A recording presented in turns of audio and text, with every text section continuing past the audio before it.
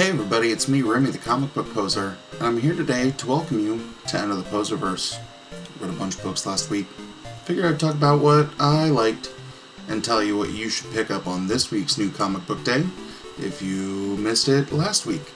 So find out what 5 books I got on it after this. Hey, little girl, did you want to know a secret? I got 5 on it. 5. 1, 2, 3, 4, 5. Alright, in true to me fashion, this isn't a top 5. I got top 5 with 2 honorable mentions. So my 2 honorable mentions are from Image and Boom. We've got Commanders in Crisis number 2 by Steve Orlando and David Tinto.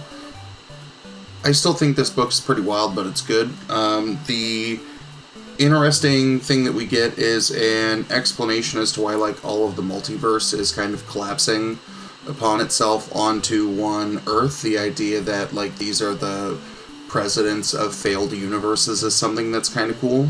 But here we get an investigation, a detective element of a story, because they stumble upon what they think is a dead body, and it's apparently the death of empathy, which is something that could collapse, cause a bigger ripple effect throughout the universe. So I think it's pretty interesting. The art in this is kind of good, classic hero stuff, but what I like is this 2-page panel where we kind of see everybody kind of being ripped from their reality, from their universe, through this wormhole portal-y thing into the universe that they're living and operating in now.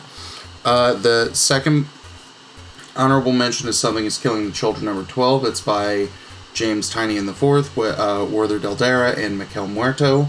The Order of St. George makes it to Archer's Peak, and it is insane. What I really like here is we start to get a little bit of an explanation as to maybe what brought the monsters into existence, and James, if I can find the 2 panels, is kind of forced into more of a reckoning. That's not James, that's the older guy, but James finds out if there was a role that he potentially had in all of this. We figure out what's going on with Beyond. We get a nice, big battle between Erica and some of the baby monsters that are growing. It's bonkers. It's real good. I like it. But there were some things that hit the spot a little bit better for me this week. So coming in at number 5, from Image Skybound, is Stillwater number 3 by Chip Zdarsky, Ramon Perez, and Mike Spicer. So here we're starting to figure out a little bit more of what's going on in Stillwater, that our man gets shot. He is kind of cleaning himself off, and he decides that he's going to keep a journal to figure out what's going on in Stillwater, and he decides to go to the only sane person that he's met, the doctor. So the doctor kind of gives him a tour through the town and see how everything kind of has this everlasting life, and I like the idea of this, showing the panel of him breaking corn off the stalk and watching it kind of slowly regrow. The talking about cutting meat live off the cow is creepy. But it's interesting to figure out what's going on, and then there's the premise that there's this death day, right, that everybody tries to get hammered while drinking a lot real fast, because the woman who's the administrator of this town might be the one person who is creepier than the judge that we met in the previous issue. But apparently, to make Stillwater not appear like an anomaly, there are death certificates and things that are created that go public to make it look like people die. And then some odd things happen at the end of Death Day. But real interesting, good stuff. I'm a big fan of Stillwater, mostly because I love me some Chip. But yeah, pretty solid pick for number 5. Coming in at number 4 from Image is Big Girls number 4. I think this has made the top 5 every week that it's been a thing.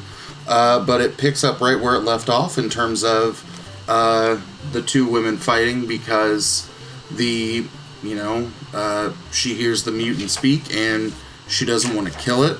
But we find out that someone, you know, has been experimenting with this behemoth technology, that maybe it's not necessarily a random evolution, and it's the same woman who is dealing with, you know, talking to her son, communicating with her son, and she, you know, is bringing the man who Ember, you know, murks the, like, 3-year-old giant kid in book number 1, to his, like, the next point in his mission, where he's apparently trying to help call more of these, you know, mutant entities forward. But the art in the last couple of panels that I don't want to spoil, what is going to happen in book number 5 is going to be huge, because we're going to get, you know, a big throwdown between a bunch of the mutant creatures and the big girls, and I think the dude who is kind of in... I don't know how to explain it without spoiling it, but the guy who's pissed that his kid got killed, I think is about to make some big waves and fuck some shit up. That's the easy way to not give you any information. But you should read it. Jason Howard is absolutely crushing it on this book. One of my standout favorites each month it comes out. Coming in at number 3 from Mad Cave Studios is Hollywood Trash number 2. It's by Steven Sonveld, Pablo Vergudo, Jose Exposito, and Justin Birch, America's favorite letterer.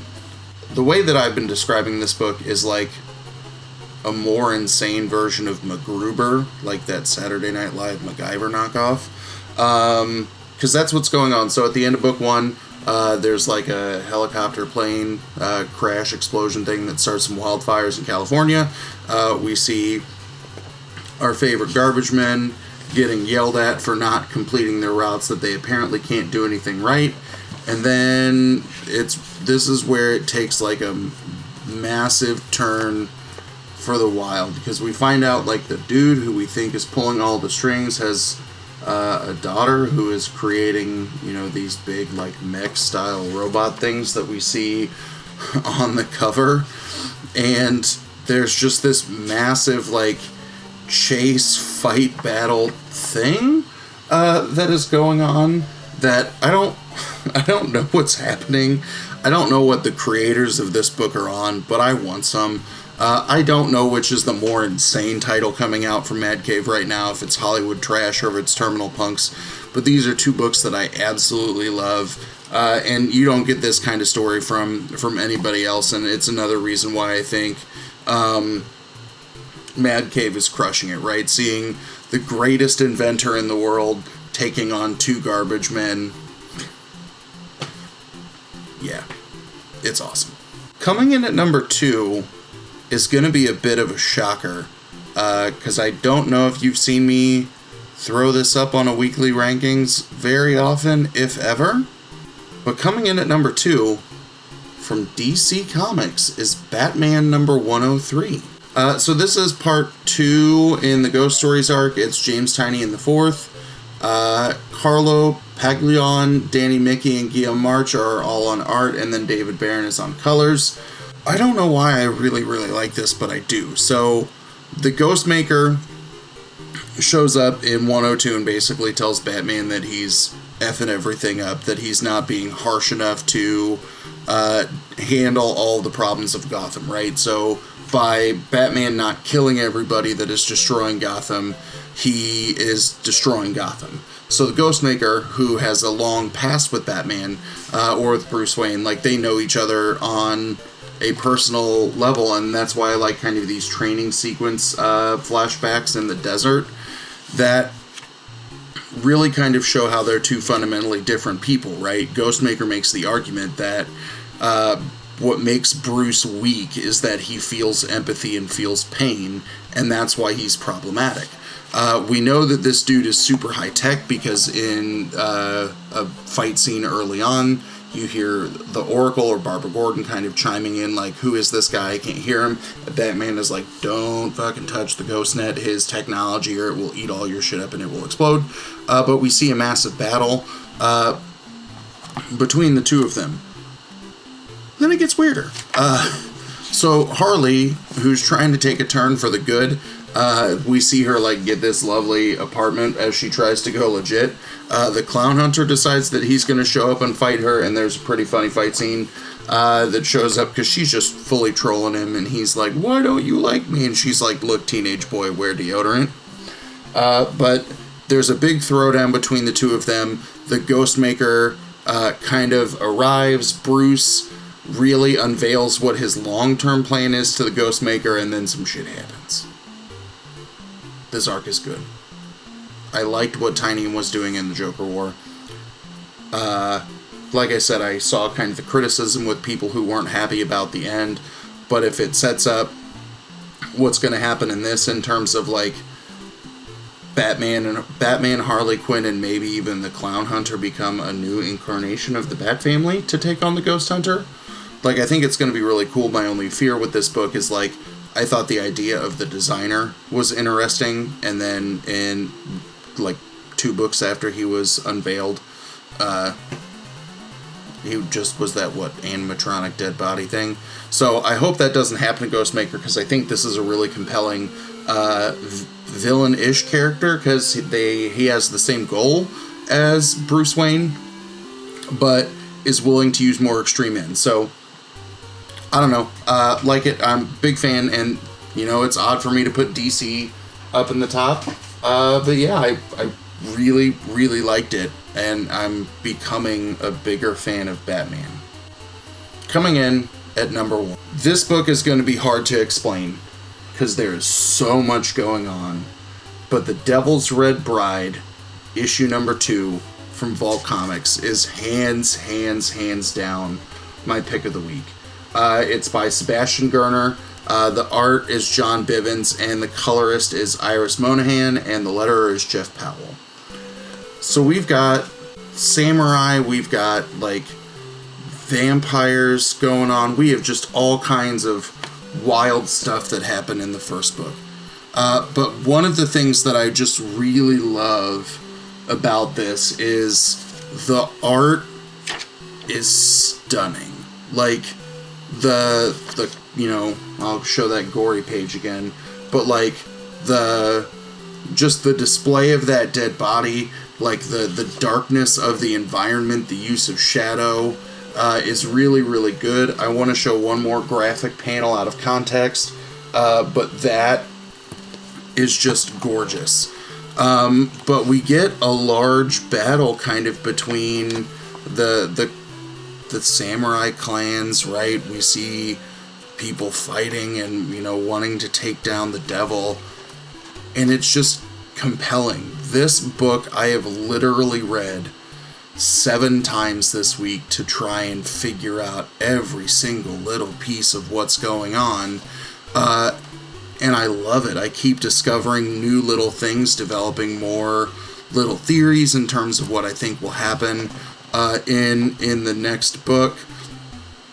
We see something kind of epic happen in the last 3 kind of pages with a certain name revealed that I want to know what kind of significance it's going to have, but this is a really, really good book.